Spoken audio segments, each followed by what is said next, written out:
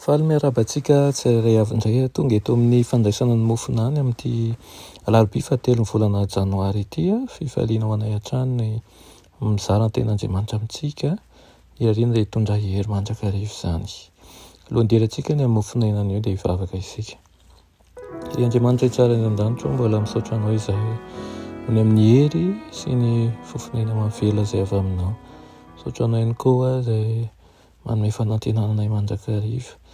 Mety izy ianao hiasa ao anatinay ka aoka tokoa izay ho zanaka vavy sy zanaka lahinao amin'ny fahafenony ka tsy hanala-baraka anao tokoa. Mitenena Tompo fa vonika ianao izahay amin'ny anaran'i Jesosy. Amen. Teny mofinainantsika androany dia manao hoe omena hery ho tonga zanak'Andriamanitra. Nalaina amin'ny Jaona 1:12 manao hoe fa izay rehetra nandray azy dia nomeny hery ho tonga zanak'Andriamanitra dia izay mino ny anarany. Amen. Tsy azontsika amin'ny herin'ny tenantsika ny mahazanak'Andriamanitra. Ireo izay mandray an'i Kristy ho mpamonjy ny tenany ihany no afaka omena hery ho tonga zanaka lahy sy zanaka vavin'Andriamanitra. Tsy hain'ny mpanota ny miala amin'ny fahotana amin'ny herin'ny tenany. Mba hahavitana an'izany dia tsy maintsy mikatsaka hery avy any ambony izy. Hoy manko Jaona milaza an'izay hoe indro ny zanak'Andriamanitra izay manaisotra ny fahotan'izao tontolo izao.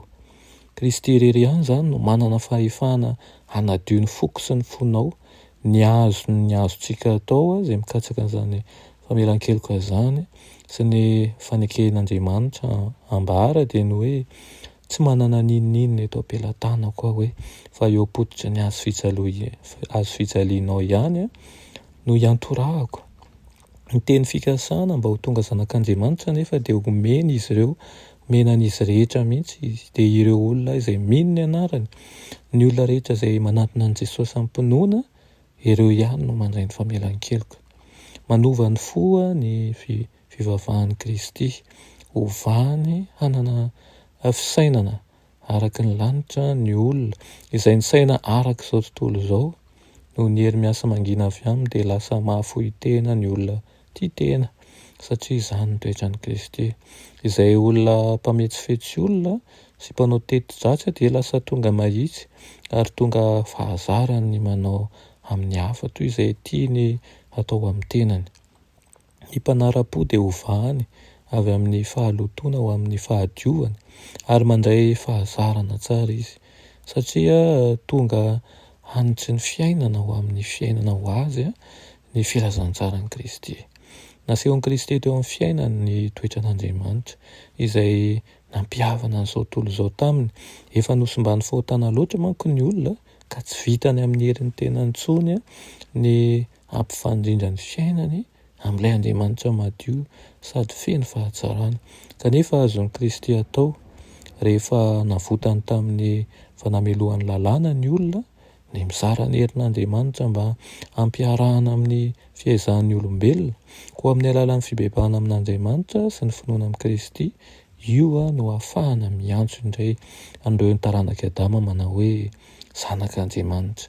Rehefa mandray an'i Kristy ny fanahy anankiray dia mahazo hery mba hiverina ny fiainan'i Kristy izy ary izany no ahafahany mandeha am-pahamarinana manao ny tsara mijoro mandrakariva satria nomeny hery tokoa izy ireo. Izany no ilazana antsika izay nandray ny fitiavany, nandray ny famindram-pody, nandray ireo natolotry Kristy rehetra dia mba ahafahany mamela ny fahotantsika ary ihany koa manadio antsika afaka ny tsy fahamarinana rehetra. Ao tonga zanaka lahy sy zanaka vavin'Andriamanitra sika tsirairay avy izao. Izany no ampirisihana antsika mba hifandray amin'i Kristy isan'andro amin'ny alalan'ny fianarana ny teniny, amin'ny alalan'ny vavaka ihany koa isan'andro. Ka ity maraina ity ho maray mba ovao mba ahafahanao ho iray amin'ilay tomponao indray. Hivavaka isika. Ry Andriamanitra tsara ny an-danitra mbola misaotra anao ny amin'izany teninao izany amin'ity maraina ity. Misaotra Tompo satria avy aminao ny fitahiana, avy aminao ny fahadiovana, aminao ny fahamasinana mbola asainao mandrakarivo zao mba hiaona aminao mba ahafahanao manadio ny fahotanay. Atombo ibabonay eto anatrihanao izany ka mangataka aminao anadio anay tokoa amin'ny tsy fahamendrehanay rehetra.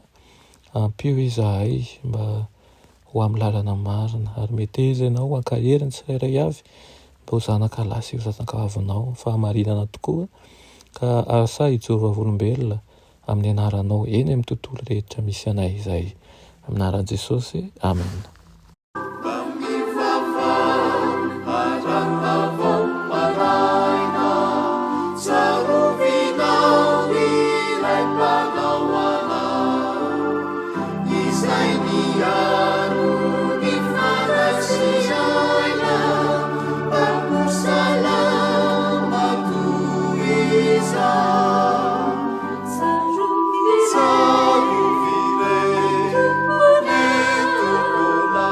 Sarpiaro